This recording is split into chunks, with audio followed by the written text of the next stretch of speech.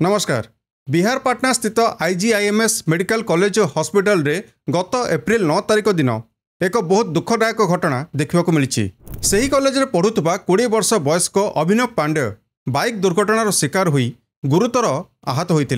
दुर्घटनाटी तांको कॉलेज पाखरे घटी सही आईजीआईएमएस को तुरंत अणा जाइथिला। किंतु आज्ञा विडंबनार विषय होउची तांकरी मेडिकल कॉलेज हॉस्पिटल रे तांको ना गोटे बेड दिया जाइथिला ना तांको चिकित्सा को कहीं गुरुतर सह नहीं। एमिति अवहेला जोगु जड़े युव डाक्टर अकाल भावे मृत्यु घटी। केवल कौन एतिकी तांको मरण शरीर को नवा निमंते हॉस्पिटल कर्तृपक्ष गोटे एम्बुलेंस भी दबाकू मना कर देथिले। यहाँ पे जब जब उसका डेथ हो गया उसके बाद फिर हम लोग डायरेक्टर सर से बात करने आए कि सर हम लोग को एटलीस्ट एम्बुलेंस दिया जाए ताकि उसको ट्रांसपोर्टेशन हो सके। लेकिन डायरेक्टर जो है वो अच्छे से ना बात करके अंदर जा करके और पैसा का धमकी दिखा करके बात। थोड़े आगे भावंतु अभिनव को बापा माँ को अवस्था एवं कौन हो।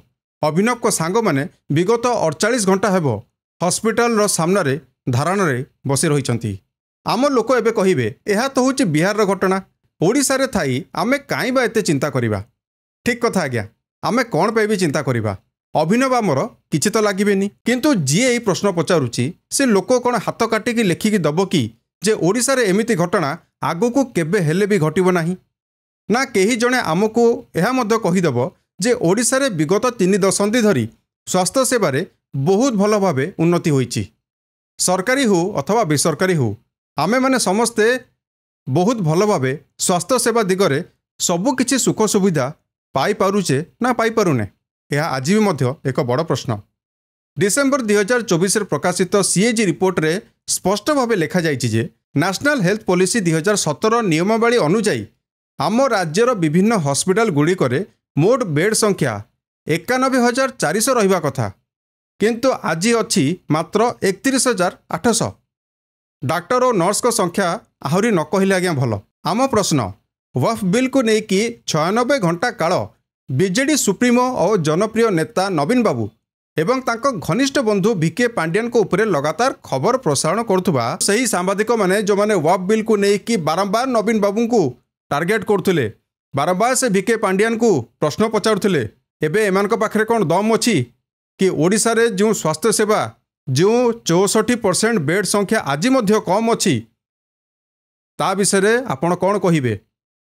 स्वास्थ्य सेवा पई जो एतिकी पैसा आपण माने खर्च करुले से पैसार हिसाब से सांबादिक माने नवीन बाबू एवं पांड्यान बाबू को पचारि पारिबे। आगे आम ओडिशार सांबादिक माने एमिति करबा आरंभ करते मोर विश्वास आम लोक मैंने फूल पकई स्वागत करते से माने जुआड़े भी जाते।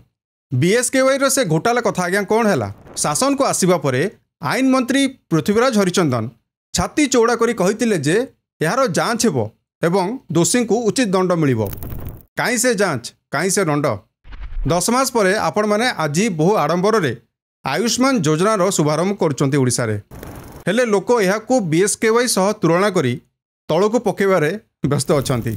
आपण माने कहउचन्ते आयुष्मान कार्ड द्वारा रोगी माने देशर 29,000 हॉस्पिटल रे चिकित्सा सुविधा उठाई पारिबे। ताहले यह मध्य स्पष्ट कर दियंतु जे पाटनार युव डॉक्टर अभिनंदन को भलिया सेमानकु मध्य बेड मिलिबारे किछि असुविधा होबनी। तो जदि आम उपमुख्यमंत्री मैडम कहउचन्ते जे बीएसकेवाई परी दुर्नीतिग्रस्त योजना आउ कोउठी नाही। आपण बीएसकेवाई को कोन भाबुथिबे मु जानिनी, बट बीएसकेवाई रे केवल स्काम थाए सेवा न थाए। आयुष्मान रे केवल सेवा रहिबो, स्काम गोटे भी होबने। तबे से एतिकी कहिबार कष्ट करिवे कि यूपी रे योगी सरकार को नाक तले आयुष्मान कार्ड गुड़िक 1200-1500 टंका रे अयोग्य हिताधिकारी को काहींकी बिक्री करा जाउथला। मोदी को गढ़ गुजरात रे ख्याति हॉस्पिटल रे काहींकी आयुष्मान कार्ड व्यवहार करी कोटी कोटी टंका हेरफेर करा जाइथिला। नुआ दिल्ली रे 21 कोटी टंका चोळू करागला एही आयुष्मान कार्ड व्यवहार करिकी। आगे यह सब खबर 2024 निर्वाचन परर। तेणु यार जवाब किए दब, नवीन बाबू, मोहन बाबू ना निजे मोदी बाबू। जो स्वास्थ्य कार्ड गुड़ी को लेकिन सबू सरकार टिंडिम पर टिंडिम पिटी चलती सेमान को यह अनुरोध जे से निजे किंबा तांको जड़े संपर्कीय को आनिकी मात्र थरुटिए गोटे राज्य परिचालित सरकारी हॉस्पिटल रे चिकित्सा करांतु। बोधहुए से सत्यर सम्मुखीन होबाकू पड़िपारे और तापर से निज पार्टी पाई नुह बरं सतकू सत लोकों काम करने आरंभ कर दे पारंती। जय हिंद, नमस्कार।